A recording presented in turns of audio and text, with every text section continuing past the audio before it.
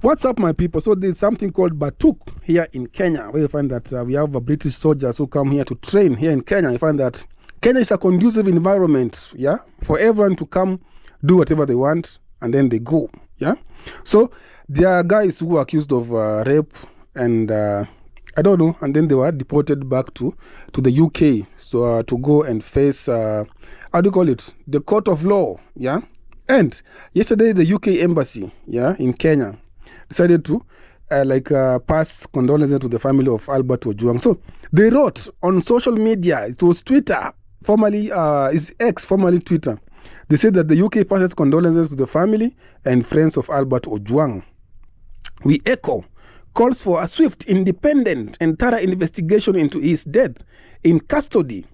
Rule of law, accountability and free speech and vital pillars of any democracy. And Kenyans are very pissed. Kenyans decided that they're going to go harder on the UK embassy, yeah, social media, that is the X. And then someone put and then the soldiers are Batuk camp. They steal our minerals, rape our girls, murder our people, kill our wildlife, leave behind unexploded mines, shut down Batuk. So Batuk is a camp here in Kenya. So you find that everyone, if you check the tweets, you find that every Kenyan is complaining like a day plus late, but better late than never. That one is supporting the UK embassy. And then Wesley Kibande says that you dine with the government, why don't you message the relevant authority? And then Majaliwa said that, but you don't care how many Kenyans are executed in cold blood to protect your puppet rights. That's where we draw the line in this, and this happened in the UK. I'm sure the Prime Minister would have resigned already, but it's impunity paradise of Kenya, and so everything goes right. Yeah. Should we talk about the Batuk? Yeah. Atrocities now. Spare us the lectures on rule of law and accountability. When British soldiers commit crime on Kenyan soil and they are quietly flown home without facing justice, the double standards are glaring. And then someone said that, can we stop echoing calls and grow a pair? Take the phone and call one time Kasongo Arap Mashamba and let him know that the bare minimum is a resignation in the next 48 hours. And then someone says, tell us about the Batuk officer who committed crime a few weeks ago. If not, just shut your mouth. Return your pedophile rapists, soldiers to Kenya to face justice. Matit. Once we, the youth, take over the government, your soldiers will leave our country and your settlers will go too. Land justice must be addressed. We don't care about your little PR stunt. Go yourselves with these condolences. Which rule of law, accountability are you talking about? Does Batuk follow rule of law in Kenya? By the way, we don't care about your visas too. This is a guy that is pissed off. And then someone said that, you people think we've forgotten the mess you put us in. The Jos Kamago, Chareda. And then he said something bad. And then someone said that, but crickets, when your British soldiers are linked to endless rape cases in Nanyuki. So if you Google about, we have BBC that reports that British Army in Kenya soldiers sent home after arrest of a rape allegation. So if you Google about it, you find that these are stories going around on social media about this guy, Batuk. Tiongo says that, didn't one of your officers in Nanyuki rape a minor less than a month ago? Now issue a statement about that. You did?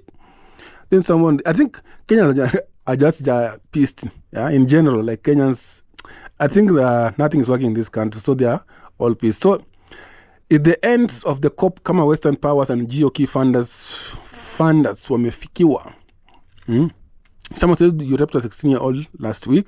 This is beyond your And then someone says posting this day after the Times reported on the Batuk soldiers.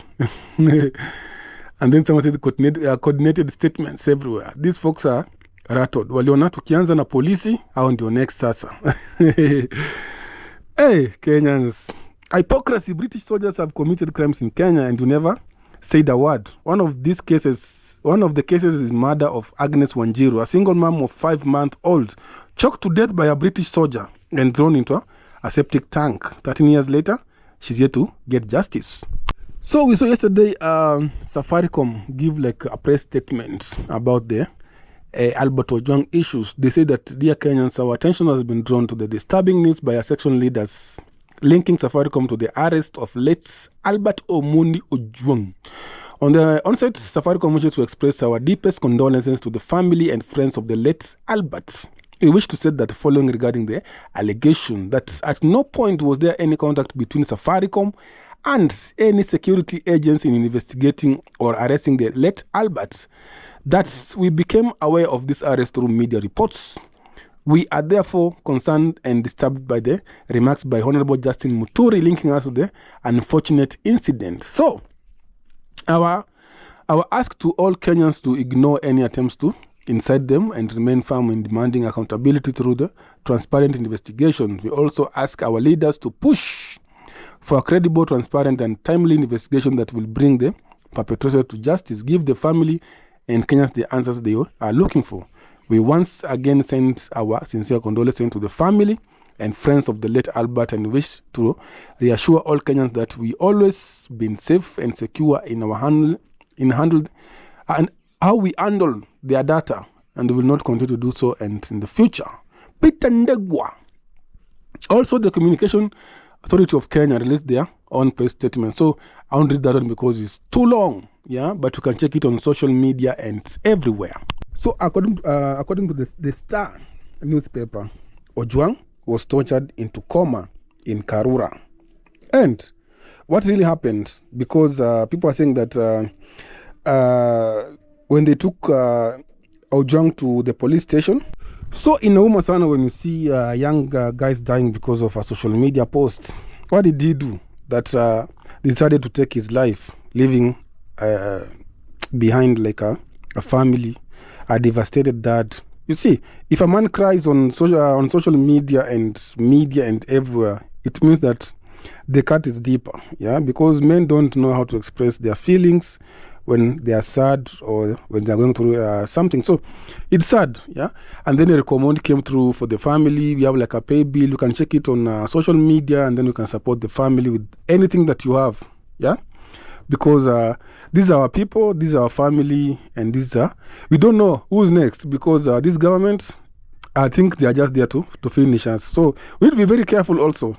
Yeah, when you're going somewhere, just tell your friend, like, I'm going in here. When you arrive, say you have arrived, so that people can trace you. If you just go quietly, yeah, you're gonna vanish without a trace. So if it was for it wasn't for the Albert Ojwang's dad, we could not know what really transpired. So be very careful out there. So I'll see you in the next video. Bye bye.